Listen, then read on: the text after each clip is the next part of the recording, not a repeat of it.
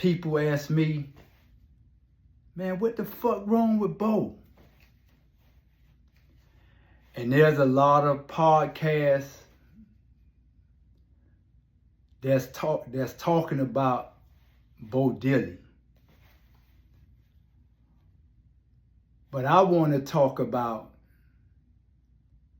Jim Dandy. Or even before that, I want to talk about a man that I used to see when I was a young boy across the street from our house in Miami, Florida at 6700 Northwest 8th Avenue, on the side across the street from an elementary school called Primary C. I used to see this man.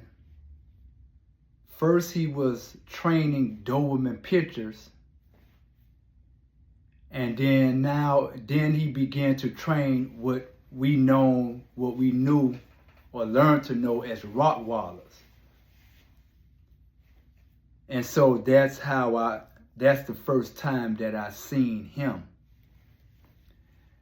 And to fast forward, my mother and myself and my brother and two sisters, she found us an apartment in the village. So back then in the village, you had people getting money like Otis Pitts, Tiny, Hitman, Bombo. Later on, the doorbell came and other people like that. And so after I had got fired from my Burger King job, the next job that I had after that was a job with Tiny. I don't know why they called him Tiny, because Tiny weighed about 375 pounds. But then again, I do know why they called him Tiny, because he had a small head, but he was big. So I started off working for him, and I worked for the doorbell a little bit, and then I ended up, not at that time. At that time I was probably still working at Burger King, but I noticed Bo Dilly, as I found out his name was, he would walk through the village with them same Rottweiler dogs going to the park. And I used to hear him tell Hitman and Stickman and all them, he used to be asking them for work. And so he would walk around and he would shout out, yeah, y'all won't let me have nothing. But one day, y'all big pants gonna fit Lil Willie. And I didn't know what that meant, about their big pants is going to fit Lil Willie one day. And so I don't know how long, he walked through the village quoting that same thing, but it had to be numerous times, because I remember that. I could vividly remember seeing him shouting out almost at the top of his lungs, y'all won't let me have nothing. But one day, them big pants that y'all wearing gonna fit Lil Willie. And what is so very ironic about this situation? Well, let me keep telling the story. So let me keep telling the story. After hearing those quotes that had begun to sound like mantras in my mind. Your big pants is going to fit Lil Willie one day.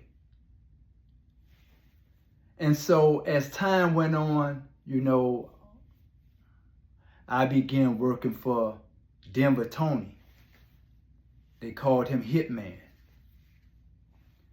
And at that time, Ike, you know, he moved in the village, and Ike, the Ike boy, moved in the village, and they started getting a lot of money, and a lot of cash flow started coming through the village.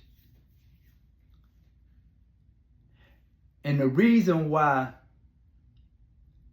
I called first the man that I knew training the dogs, then the one that all of us affectionately know as Bo Dilly. You know, one day we was, you know, doing our normal little peddling and all that stuff, and one day he drove up in the parking lot on 69th Street in a gray Porsche. That same gray Porsche that Scarface purchased on TV. And you know, back at that time, Scarface, man, that was the movie of the century.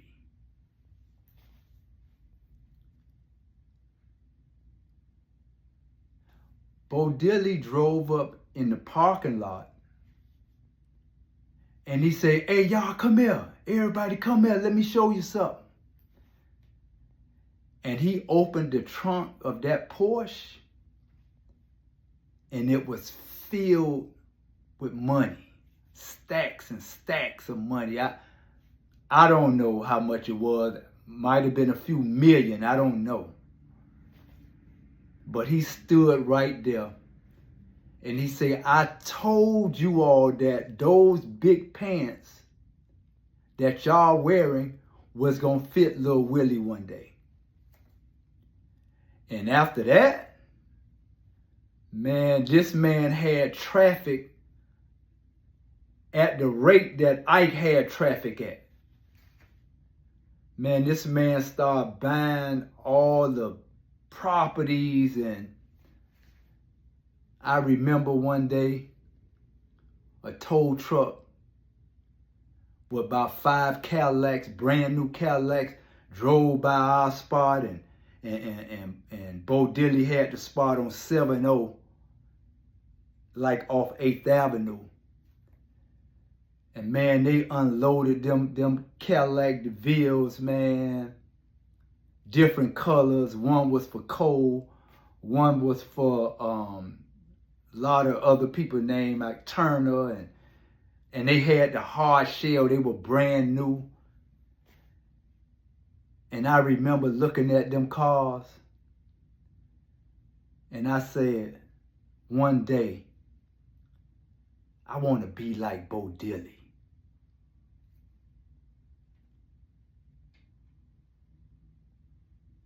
And this man was paying his workers triple what we were making.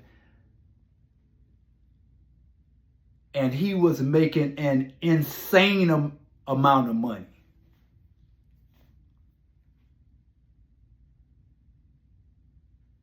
Bo Dilly was like a god, like a drug lord. Now, I'm not talking about no convertible Berg or Air Dog or I'm talking about Bo Dilly could make a convertible Berg and an Air Dog. That's the level that he was on.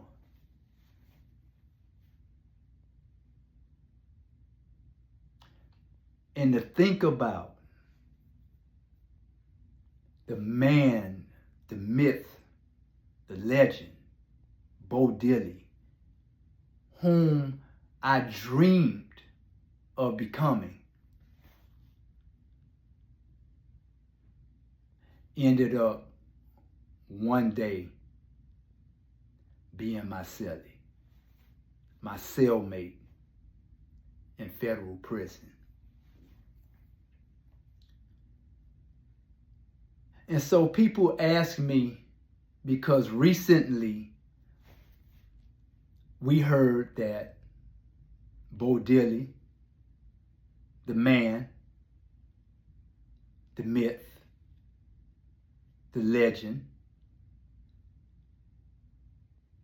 currently have been caught back up again in a drug conspiracy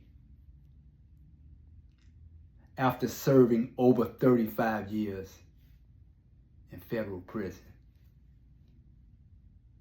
And come to think of it, in 1989,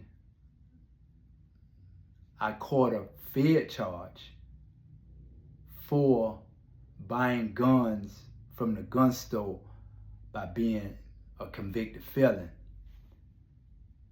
And I was in prison with Bo Dilly down south in federal prison in '89.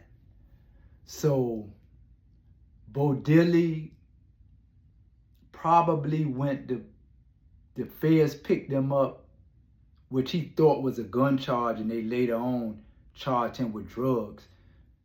He must have had been arrested around 86 or 87.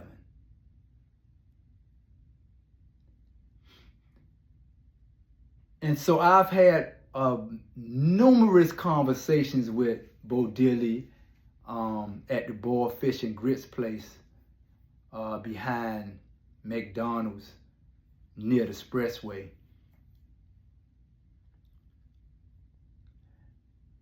And as a matter of fact, I encouraged him to come over at the facility at the Circle Brotherhood where I was working at to try to get some resources and to try to open up an avenue for transformation of the mind.